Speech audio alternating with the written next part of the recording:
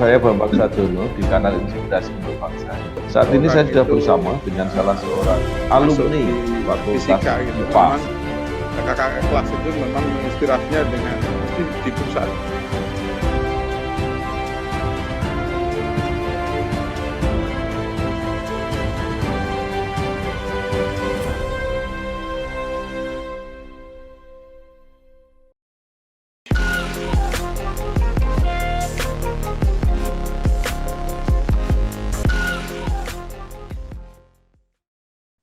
Assalamualaikum warahmatullahi wabarakatuh. Kembali lagi bersama saya Bambang Sadono di channel Inspirasi Bangsa pada program Alumni Kebanggaan FMIPA UGM. Pada hari ini kita kedatangan Bapak Wirawan Buyananto. Beliau adalah Head of Information and Communication Technology di PT Mandiri Utama Finance. Beliau menyelesaikan pendidikan S1 Elektronika dan Instrumentasi di FMIPA UGM pada tahun 1996. Beliau juga menjalankan S2 Strategic Management juga di UGM, yaitu lulus tahun 2012. Beliau mengawali karir sebagai IT Analyst di Federal International Finance atau FIF, dan pernah menjadi IT Analyst lagi di Sigma Cipta Utama, pernah menjadi System Consultant dan Project Manager PT Mitra Integrasi Informatika, pernah menjadi Senior Vice President di Adira Finance, dan saat ini menjadi Head of ICT di PT Mandiri Utama Finance seperti yang sudah saya ucapkan sebelumnya. Namun sebelum kita mulai lanjut lagi, kita tanya dulu ke Pak Wirawan. Bagaimana kabarnya nih Pak pagi ini? Ya, alhamdulillah sehat. Yang penting kan sehat kalau zaman seperti ini. Ya, salah satu pentingan utama ya Pak, apalagi Iya. pas ke pandemi seperti itu. Iya, mungkin kita langsung masuk aja nih Pak, berhubung ini programnya adalah alumni kebanggaan FMIPA UGM. Mungkin bisa diceritakan bagaimana dulu Pak Wirawan bisa tertarik masuk ke FMIPA UGM, Pak. Oke, jadi sebenarnya kalau zaman dulu masih UMPT ya. Jadi saya agak berbau nyasar sebenarnya masuk ke sini. Tapi saya sebenarnya saya dari SMP kan saya memang hobi elektronika. Jadi kalau zaman dulu, kalau zaman sekarang mungkin udah nggak ada ya. Zaman dulu kan orang suka solder segala macam, elektronika saya hobi memang. Nah, cuman karena satu hal ya, saya akhirnya masuknya ke elektronika instrumentasi UGM. Gitu, Pak. Berarti memang sudah ada minatnya ya Pak, berarti? Sudah. Memang hobi dari dulu. Baik. Kemudian kalau untuk UGM-nya sendiri itu gara-gara memang tertarik ke kampusnya atau karena dekat atau kenapa Pak? Kenapa masuknya UGM? Memang terus terang saya pilihan pertama memang waktu itu bukan UGM, jadi pilihan pertama nggak keterima, yang kedua keterima. Tapi secara jarak kan saya dari Solo, jadi sebenarnya memang ya udah tahu deket kan. Dan saya memang tidak mau kuliah di Solo, nah saya memang salah satu pilihannya lah UGM. Jadi ya udah. Cuman yang dulu yang tidak menyangka adalah elektronika ternyata masuk MIPA, itu yang nggak tahu tuh.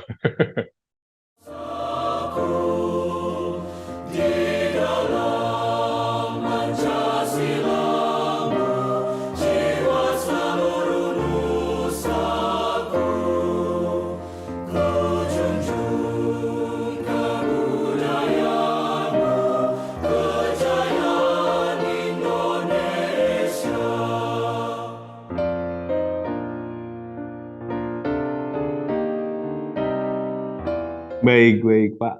Kemudian pada saat itu ya Pak, pertama kali masuk gitu Pak di FMIPA UGM, itu impresinya bagaimana Pak? Sistem pembelajarannya apakah sulit, apakah mudah malah, dan bagaimana Pak Wirawan menyesuaikan dengan situasi pada saat itu? Ya memang awalnya saya agak shock ya, jadi karena memang ini berbeda nih. Saya nggak tahu kalau mungkin di fakultas lain di teknik segala macam agak berbeda ya. Di UGM itu kan terutama mata kuliah dasar itu kan pada saat itu bagi saya dan mungkin sebagian besar teman-teman saya merasa kesulitan karena matematikanya tahu sendiri seperti itu, fisikanya dengan cara yang berbeda dengan yang diajarin di SMA. Saya waktu itu merasa di SMA saya cukup kuat fisika, matematika, tapi begitu masuk kuliah kok jadi kayak nggak tahu apa-apa.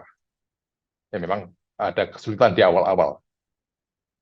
Kemarin kan waktu masuk kan ekspektasinya itu, oh kuliah mata kuliahnya langsung yang lebih apa ya, lebih praktis lah.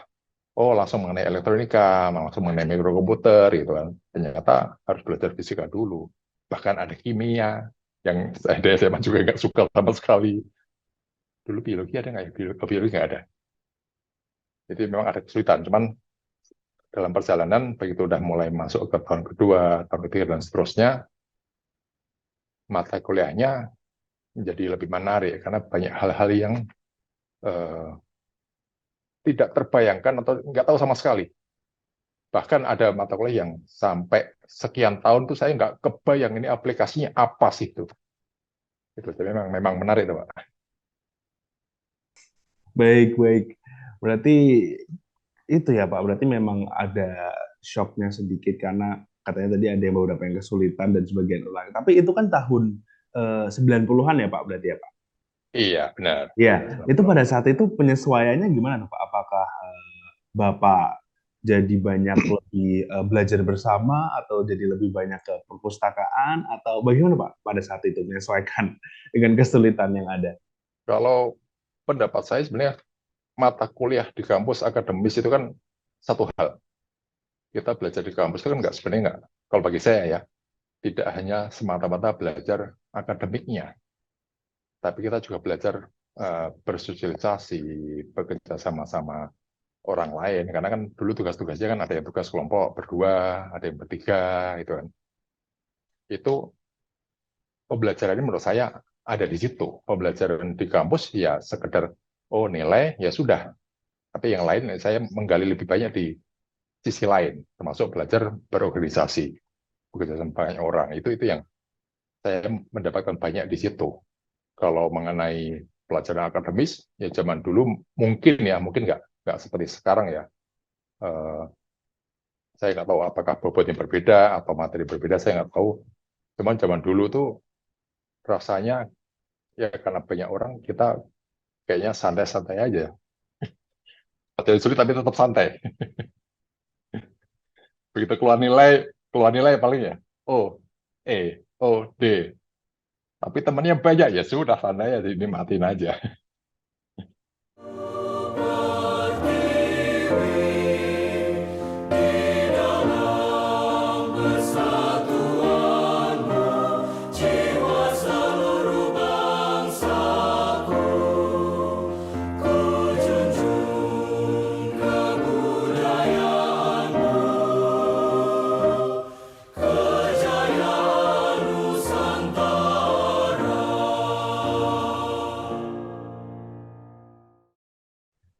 Iya. Baik, baik. Kemudian tadi agak menarik ya sebutkan oleh Pak Wirawan sendiri bagaimana tadi lewat organisasi seperti itu dan kebersamaan.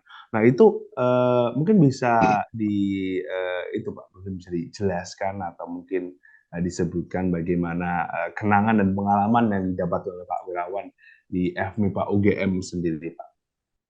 Oke, karena saya kan waktu itu kan ELINS atau elektronika instrumentasi kan jurusannya fisika. Jadi saya sebenarnya kalau eh, mahasiswa yang dari pendaftaran masuk ELINS, saya angkatan keempat sebenarnya, karena mulai tahun 87, Pak. Saya masuk jurusan fisika, waktu itu ada fisika, murni, geofisika, sama ELINS. Eh, saya tahun kedua itu saya sudah jadi ketua KMF, keluarga mahasiswa fisika. Tahun kedua jadi masih anak bawang, ya karena dijorokin sama yang lebih senior. Udah ini aja lah, sudah pilih, udah. Tapi dari situ kan saya belajar banyak me- mengelola atau belajar bersama-sama mengelola eh, kegiatan.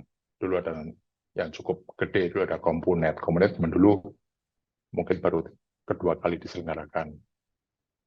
Dan zaman dulu kan komputer itu masih asing. Ada pameran komputer, ada seminarnya, itu acara gede. Nah, melibatkan juga cukup banyak orang. Nah, dari situ ya saya belajar banyak, termasuk yang saya sangat sangat ingat itu adalah dulu kami itu bikin ada semacam seminar, sebenarnya cuma 1 hari, eh, mengenai virus komputer.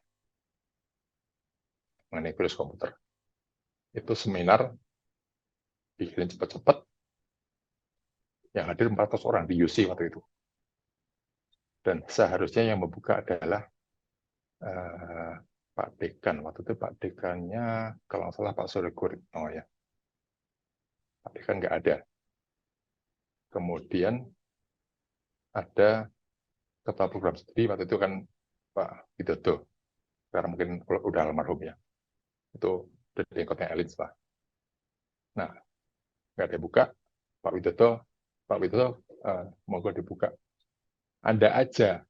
Nah, saya anak bawang baru tahun kedua suruh buka di depan hadirin. Saya nggak bisa ngomong, cuma dua patah kata ya udah selesai. Itu menurut saya pelajaran yang sangat berharga, bahwa ngomong di depan banyak orang tuh ternyata juga susah, tapi saya belajar. Itu pengalaman yang mungkin yang apa ya, saya ingat sampai sekarang. Setelah dari situ saya aktif di level fakultas. Saya dulu ketua KMF, saya jadi ketua sidang mahasiswa MIPA. Kemudian karena ini sidang mahasiswa, karena ada kongres di level universitas, saya salah satu ketua di Badan Eksekutif Mahasiswa. Ya, banyaklah kegiatan di sana yang sifatnya ini sebenarnya tidak relevan langsung dengan ilmu MIPA atau ilmu elektronika instrumentasi. Jadi lebih banyak ilmu sosial, politik gitu. Iya. Baik, berarti memang kalau Pak Wirawan ini sendiri berarti itu ya Pak, apa kalau ada kesempatan itu diambil, entah itu jadi capaian atau pengalaman, kedua-duanya masih berharga seperti itu ya Pak Wirawan. Ya, karena saya prinsipnya dari awal masuk kampus itu saya tidak mau hanya sekedar belajar akademik. Saya harus belajar yang sifatnya organisasi, karena itu saya yakin suatu hari itu akan berguna. Iya, catatan yang penting untuk para penonton di rumah mungkin yang masih menjadi mahasiswa atau bahkan calon mahasiswa, kalau ada anak-anak SMA mungkin yang menonton video ini. Baik, kemudian pertanyaan selanjutnya Pak Wirawan, mengenai lulusan dari FMIPA UGM sendiri.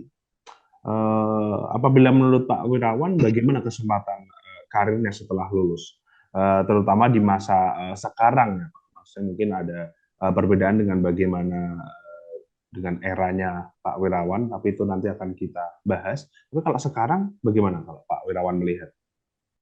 Sekarang kalau pandangan saya, lulusan MIPA, atau sebenarnya mungkin secara keseluruhan lah, kalau bagi saya merekrut orang itu background akademik itu bukan harga mati. Jadi misalnya saya kan bergerak di bidang komputer ya, saya mau rekrut seorang programmer lah, itu saya nggak mewajibkan harus lulusan ilmu komputer. Enggak, kalau bagi saya, oh ya, saya batasin, tapi masih cukup luas nih, misalnya harus eksakta, dan eksaktanya misalnya harus fisika kompleks lah.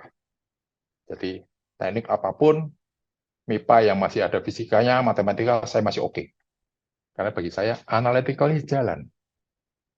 Jadi cari itu.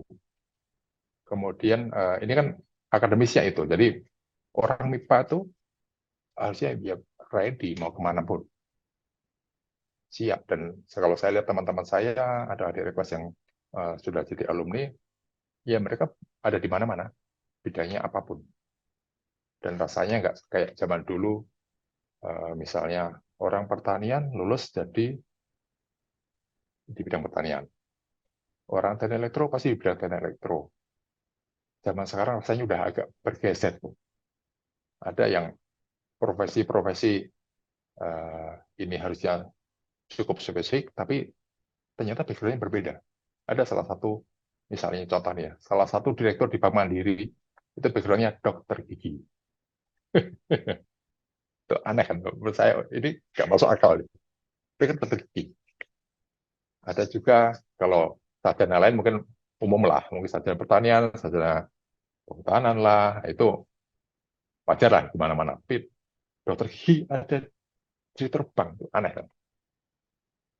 Itu yang sampai sekarang berbeda lah. Yang paling penting adalah background akademiknya cukup, analitikalnya jalan, setelah itu oke, baru kita ngomong, dia bisa nggak komunikasi, bisa nggak kolaborasi. Itu yang tadi, background dia punya organisasi atau aktif di organisasi itu yang akan menentukan. Lulusan MIPA, akademisnya harusnya sudah sangat oke, karena dia analitikalnya sangat jalan.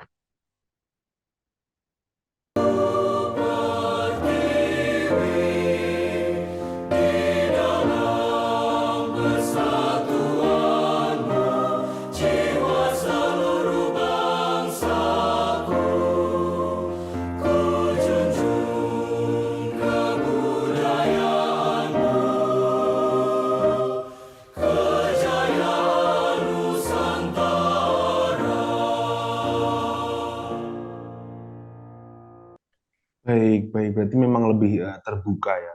Walaupun ada kebutuhan, walaupun akademik background itu menjadi suatu faktor, tapi itu bukan penentu seperti itu ya Pak Wirawan. Ya, Baik, kemudian ini kita akan masuk ke Pak Wirawan sendiri. Mungkin bisa diceritakan Pak bagaimana perjalanan karirnya hingga saat ini. Jadi mungkin berawal dari pada saat pertama kali lulus itu apa yang ada di pikiran Pak Wirawan pada saat itu? Apakah oh saya mau belajar, oh saya mau ke sini, monggo bisa dijelaskan. oke. Saya sebenarnya sebelum lulus itu kan saya sempat ngebantu salah satu proyek dulu namanya kalau nggak salah riset unggulan terpadu lah. Jadi proyek itu di teknik sipil sebenarnya, bukan di MIPA, tapi saya dulu kalau nggak salah berlima, berenam dari MIPA mengabantu dosen teknik sipil di proyek itu. Itu proyeknya yang lebih memang berusaha sama instrumentasi dan berusaha sama komputer atau elektronik lah. Itu saya 2 tahun masih mahasiswa, kemudian saya lulus. Saya lulus waktu itu memang saya maunya adalah berkarir di bidang IT atau bidang komputer. Jadi saya memang ngincernya adalah posisi-posisi yang terkait dengan IT. Jadi kebetulan waktu itu yang ada atau sebelum itulah saya begitu lulus, saya ingat tuh saya lulus, saya sebenarnya lulus dinyatakan lulus di Desember, tapi kondisi sudah Februari, ya, biasa itu kan ya. Nah begitu saya lulus saya mulai itu aktif ngirim-ngirim lamaran. Sebelumnya ada lamaran di kampus saya nggak berani ngirim karena saya perlu ngejar skripsi kan, ngejar skripsi, ngirim-ngirim lamaran. Nah ini mungkin agak berbeda dengan zaman sekarang. Saya dulu ngirim, saya pernah itu tuh. Saya ngirim lamaran tuh mungkin ada 100 lamaran dan masih pakai kertas tuh. Ngirim lamaran, nah ada beberapa yang nyangkut sampai ke level interview. Nah salah satunya saya dipanggil sama Astra Internasional. Astra Internasional, kemudian harus datang ke sana, kita testing, ada psikotes seharian full dari pagi, jam berapa diumumin, ini gugur, ini lanjut terus sampai sore, sampai interview.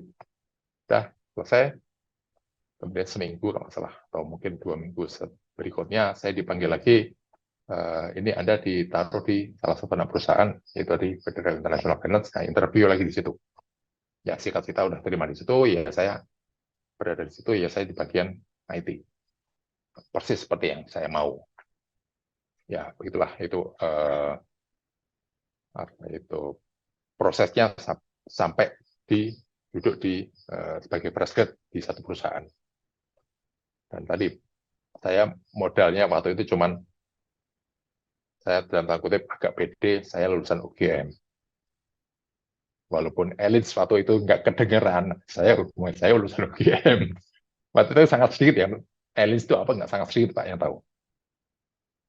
Lulusan UGM, kemudian saya ngobrol sama orang, saya punya background organisasi, itu saya ceritakan.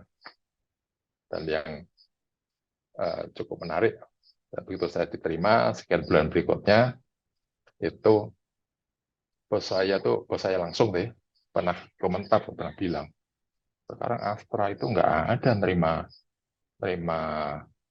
karyawan dengan IP kurang dari 3, dia bilang gitu. Ya, saya tadi ketawa aja. Oh, saya juga keterima, nggak sampai segitu juga oke aja. Jadi ini kalau mungkin bagi teman-teman atau adik-adik yang mendengarnya, paling penting itu adalah namanya background akademik, indeks prestasi itu hanya ngantar Anda sampai level interview. Selanjutnya, kemampuan Anda ngobrol sama interviewer, menyajikan fakta, data, kemudian ditanya macam-macam, itu menurut saya itu udah terlepas dari pengetahuan atau skill di akademis. Itu yang menurut saya ya memang harus ngasahnya di tadi, kalau kata organisasi, apapun organisasinya. Itu Pak, ya, setelah itu ya saya pindah dari satu perusahaan ke perusahaan lain lah, yang waktu itu memang kecenderungannya orang hanya stay di satu perusahaan, tapi saya cukup pede untuk loncat sana loncat sini.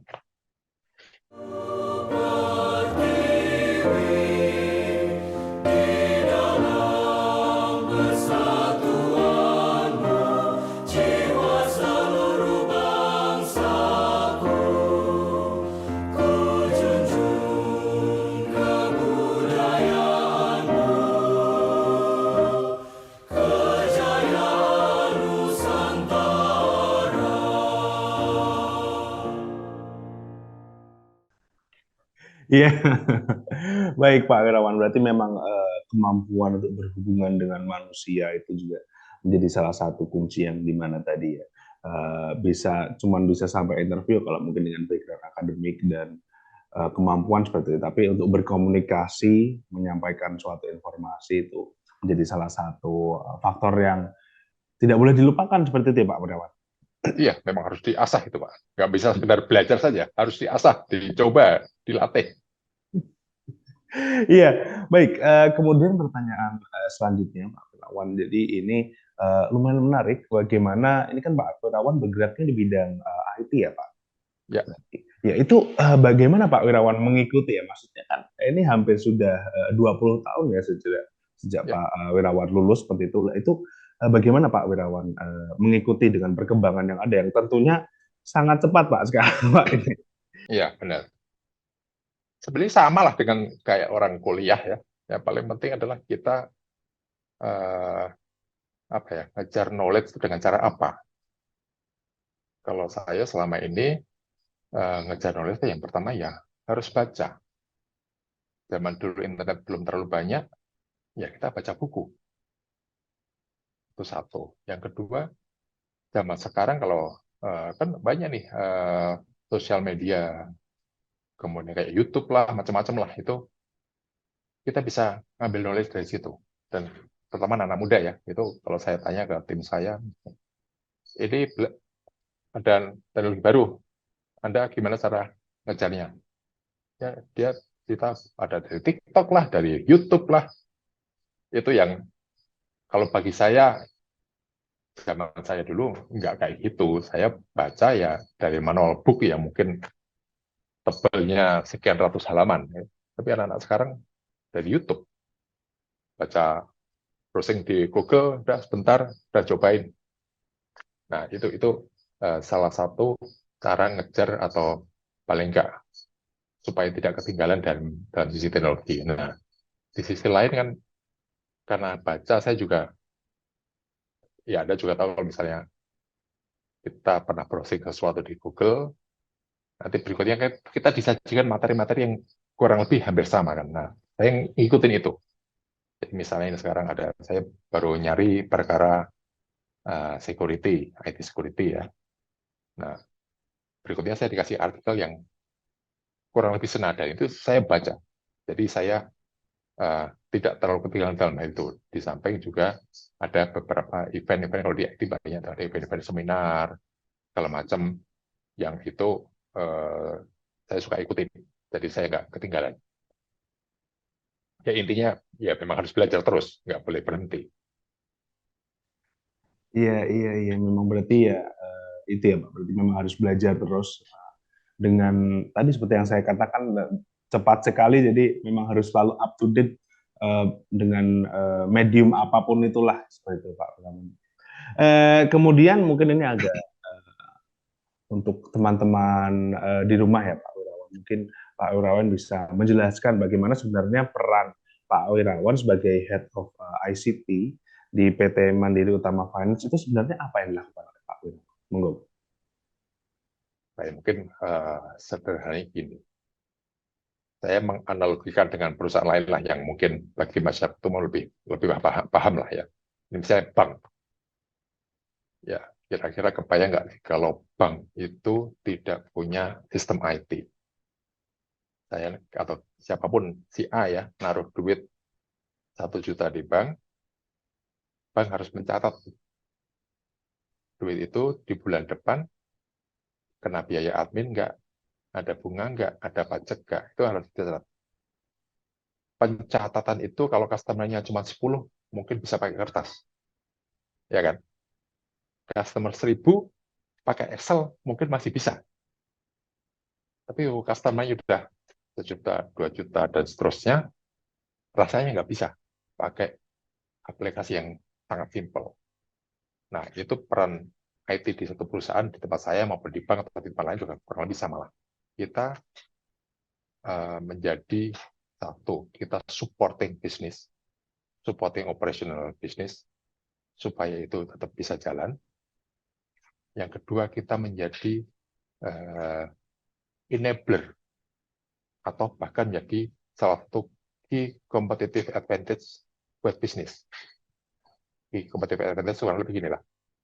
Perusahaan A sama perusahaan B bergerak di bidang sama, tapi perusahaan A dia punya IT lebih unggul. Nah, ini jadi daya saing yang lebih dibanding perusahaan B. Nah, kurang lebih itu, Pak. Nah, detailnya ya kalau ngomong sistem ya begitu satu perusahaan, terutama financial ya, bank, multi finance, insurance, itu kan regulasinya cukup ketat, paling ketat lah dibanding industri lain di Indonesia ya. Itu kita diwajibkan macam-macam, bahwa nggak boleh sistemnya misalnya dengan gampangnya diakses dalam tanda kutip semena-mena oleh banyak orang, nggak boleh, harus ada batas-batasannya. Kemudian harus disiapin juga nih, kalau ini sistemnya misalnya kena virus gimana antisipasinya, kita siapin itu. Kalau ini sistemnya misalnya tiba-tiba crash, ada nggak backupnya? Kan kalau saya naruh duit di bank 1 juta, kemudian bulan depan, maaf Pak, sistemnya crash, datanya nggak bisa di-restore, itu kan dimarahin orang tuh, bisa habis. Nah, itu harus dipikirkan. Termasuk kalau sistemnya misalnya ini problem dan tidak bisa di-resolve dengan cepat, apa antisipasinya? Kita siapin sistem backupnya di tempat lain. Nah, itu yang banyak aspek yang perlu dipikirkan dalam satu perusahaan atau enterprise yang cukup gede. Kalau financial itu banyak banget regulasinya, banyak banget yang harus penuhin, sehingga IT di satu perusahaan financial itu biasanya cukup kompleks. Tidak cukup misalnya cuman ya 3 orang cukup lah, 5 orang nggak, orangnya cukup banyak. Jadi nggak bisa karena banyak yang harus dipenuhi.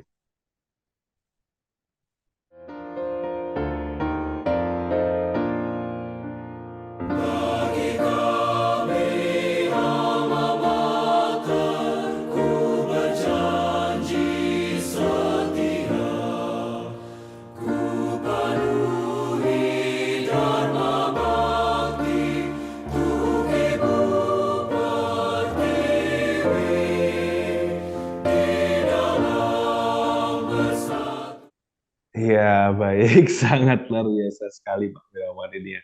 Yaitu untuk para penonton, mungkin dimanapun menonton, itu mungkin penjelasan sedikit mengenai bagaimana peran Pak Wirawan. Seperti itu. Baik, kemudian ini Pak, pertanyaan selanjutnya. Bagaimana menurut Pak Wirawan mengenai perkembangan industri digital di Indonesia saat ini, Pak? Dan apa yang perlu disiapkan? Seperti itu. Monggo. Industri digital ya.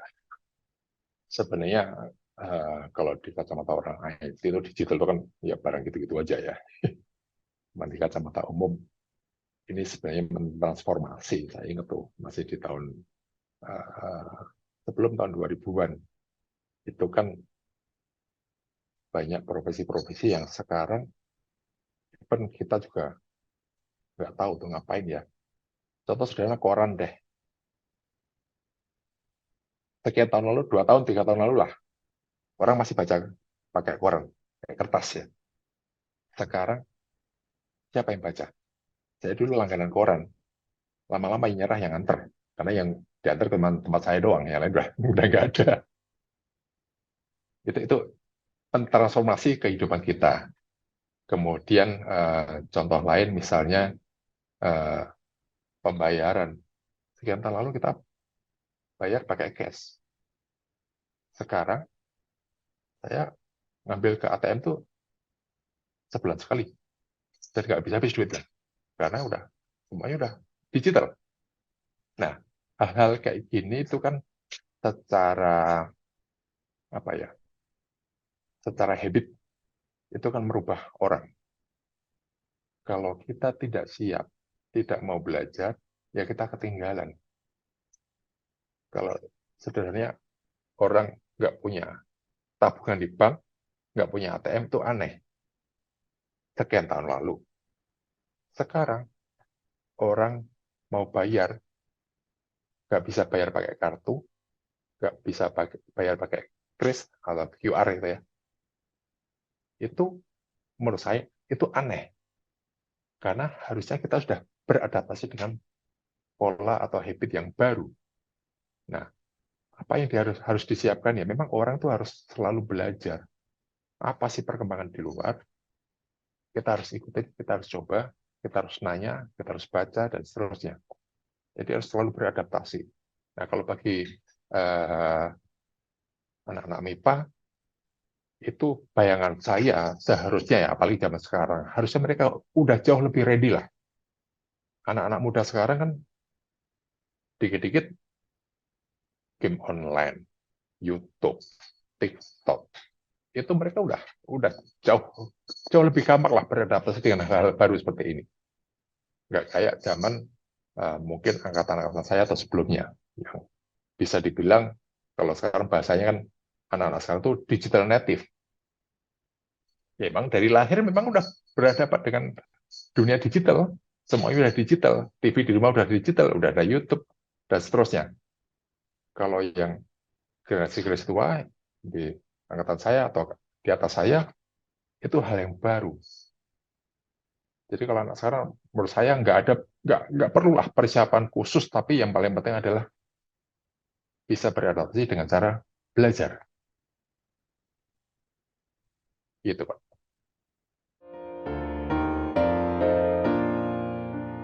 Bagi kami alma mater, ku berjanji setia, ku penuhi dharma bakti untuk Ibu Pertiwi di dalam persatuan. Baik, berarti harus siap belajar seperti itu ya. Karena walaupun digital native, mungkin tapi tetap perkembangannya akan Oh terus iya, meningkat seperti itu. Baik. iya benar.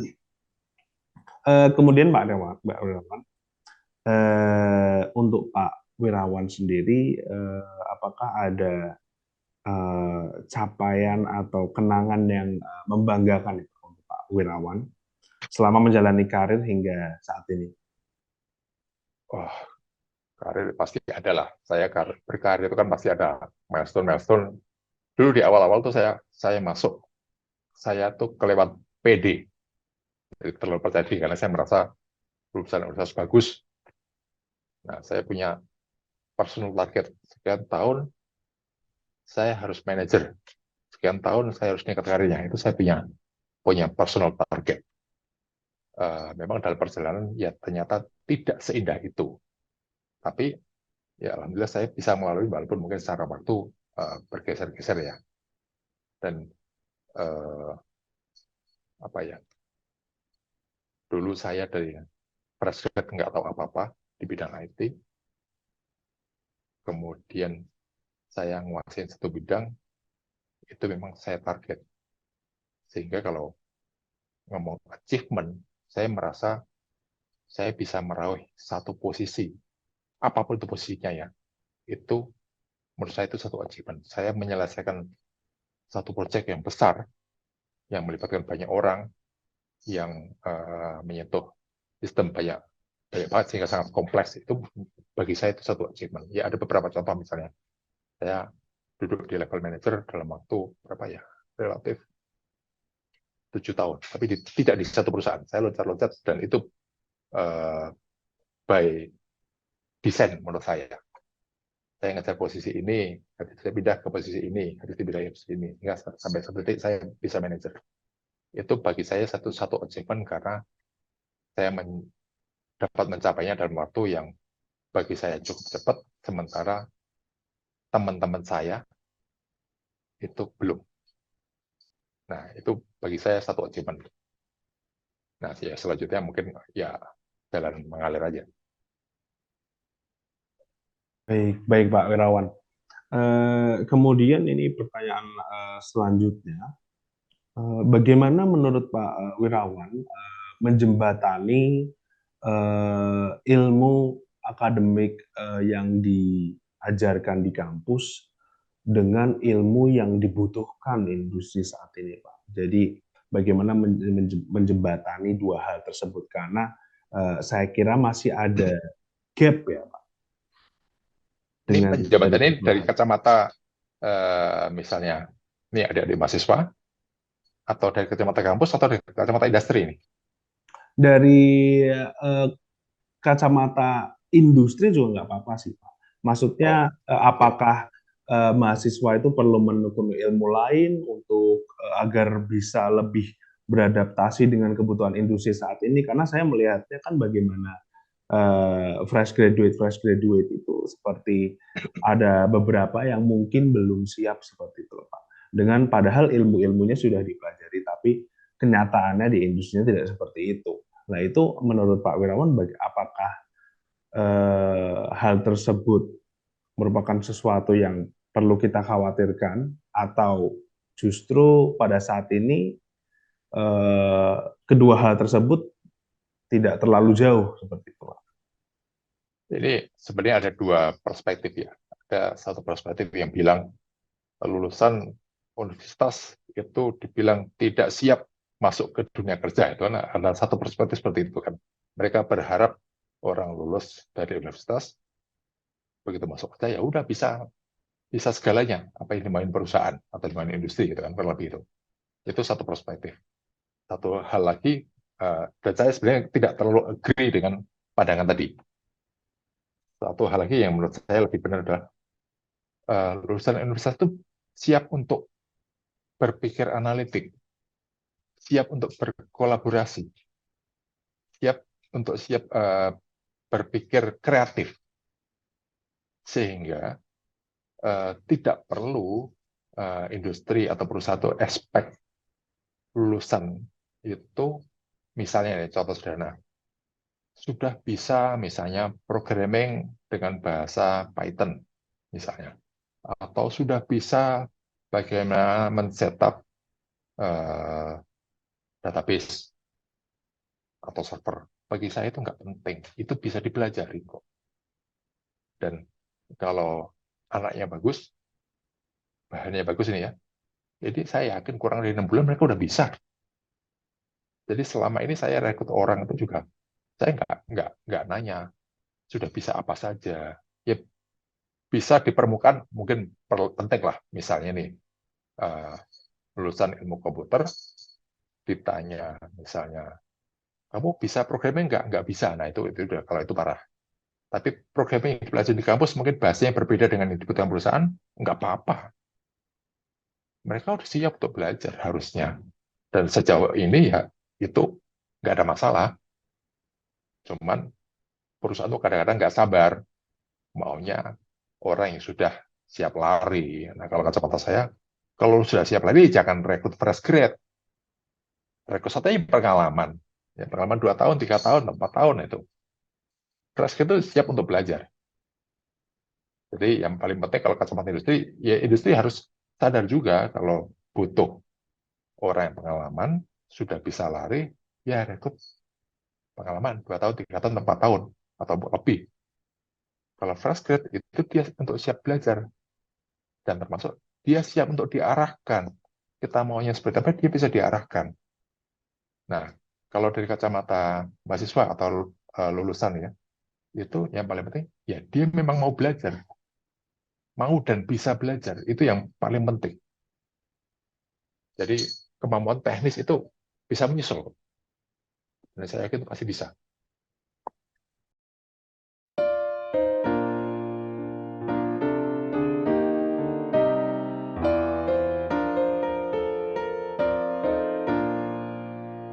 Bagi kami mahasiswa Gajah Mada semua, ku berjanji memenuhi panggilan.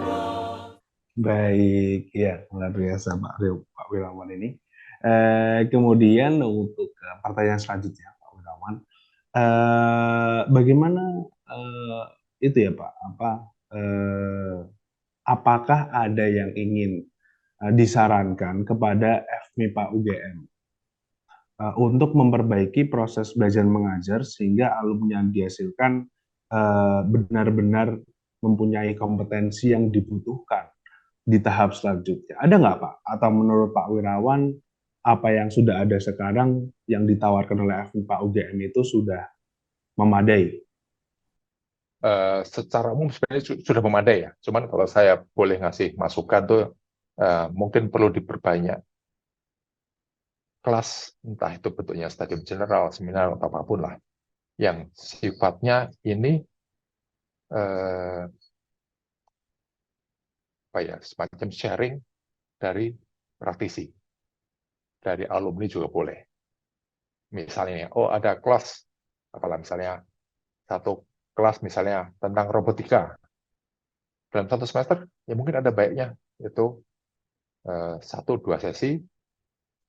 Ini yang ngajar adalah alumni yang bergerak di robotika.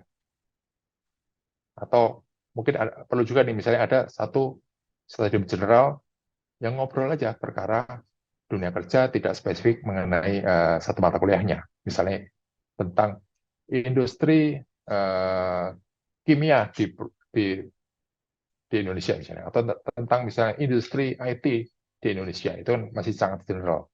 Nah, itu mungkin perlu kayak gitu-gitu supaya mahasiswa itu punya bayangan sebenarnya begitu dia lulus itu seperti apa sih real world-nya. Kan ya sering gak kebayang itunya. Walaupun sekarang saya juga lihat ada beberapa fakultas itu yang ada semacam magang. Nah itu ya oke, teman magang itu sifatnya ya dicemplungin ke perusahaan. Waktunya cukup lama. Tapi kalau ini sifatnya cuma 1-2 sesi kuliah atau stadium general, itu kan lebih ringkas lah waktunya. Baik Pak Wirawan, kita masuk ke pertanyaan terakhir nih Pak. Tadi kan kita sudah membahas mengenai saran untuk FMIPA UGM-nya sendiri ya Pak.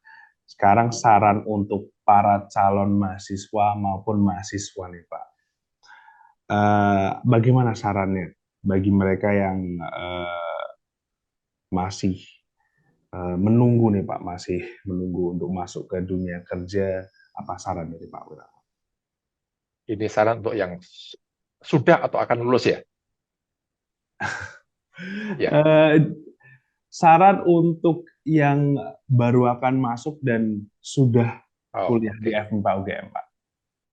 Kalau yang baru akan masuk dan atau sedang kuliah ya, yang belum mau lulus nih ya. Kalau saran saya adalah ini Anda akan masuk ke satu dunia akademik universitas yang Anda perlu mencurahkan waktu untuk belajar. Belajar ya, kalau kimia belajar kimia, matematika dan seterusnya. Itu belajar tentang akademiknya. Nah, hal-hal seperti ini penting dan harus dilewatin. Kalau mau lulus kan harus dilewatin tuh. Harus sampai lulus. Tapi ada satu hal lain yang Anda juga perlu belajar. Bahwa Anda pintar saja itu tidak cukup. Pintar saja tidak cukup. Anda pintar, IP-nya misalnya 3,99 misalnya ya. Anda dipanggil sama perusahaan. Begitu di psikotes, begitu di interview, Kalau Anda hanya pinter saja, saya yakin nggak lolos itu. Begitu di interview, nggak bisa ngomong, gugup, segala macam. Itu nggak bakal mau perusahaan. Perusahaan tidak hanya menginginkan lulusan yang sekedar pinter, tapi juga mau dong lulusan yang memang dia bisa berkomunikasi dengan baik, bisa bekerja sama dengan baik, karena nggak mungkin satu pekerjaan dikerjakan satu orang, pasti sekian banyak orang, pasti dalam tim. Kemudian juga bisa memikirkan hal-hal yang sifatnya inovatif, sifatnya kreatif. Orang yang pintar akademis, ya mungkin dia hanya di bidang itu saja, tapi dia nggak bisa mikir out of the box. Nah ini gimana cara ngasahnya? Kalau menurut saya, ya selama jadi mahasiswa, ya memang harus aktif di kegiatan, apapun kegiatannya. Di organisasi kampus boleh, di organisasi ekstra kampus juga boleh, atau mungkin di kampung atau dimanapun di kegiatan sosial keagamaan juga oke. Nah itu mengasah kemampuan untuk berkomunikasi, bekerja sama, menghadapi masalah-masalah yang real, yang seringkali tidak hanya melibatkan satu bidang akademis saja. Itu yang saya biasanya pesannya ke situ, supaya orang tidak hanya pinter.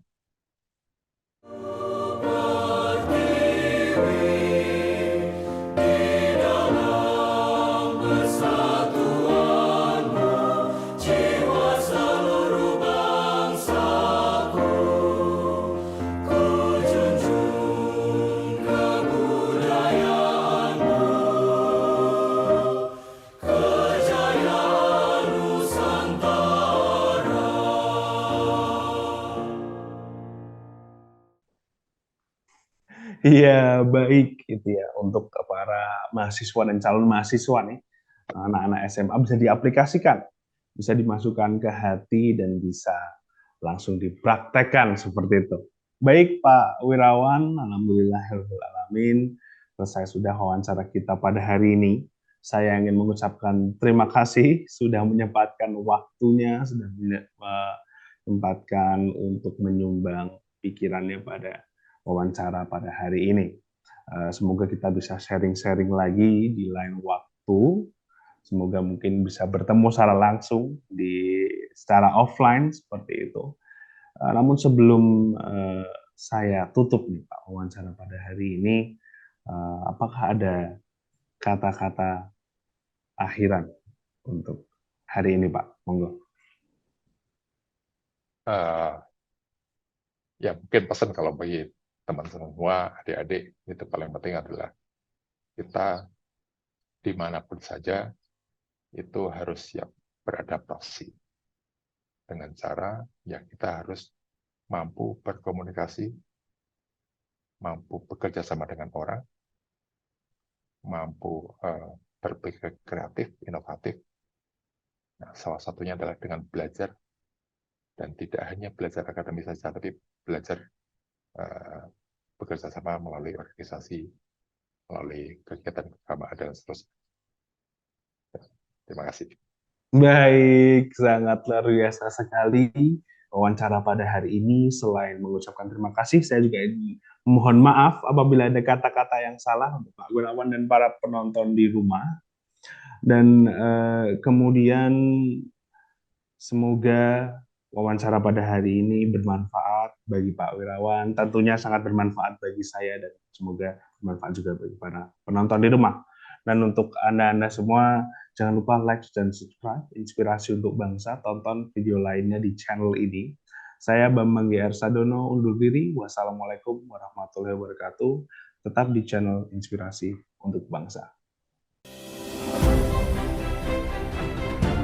Saya Bambang Sadono di kanal Inspirasi untuk Bangsa. Saat ini saya sudah bersama dengan salah seorang alumni Fakultas IPA. Kakak kelas itu memang inspirasinya dengan di perusahaan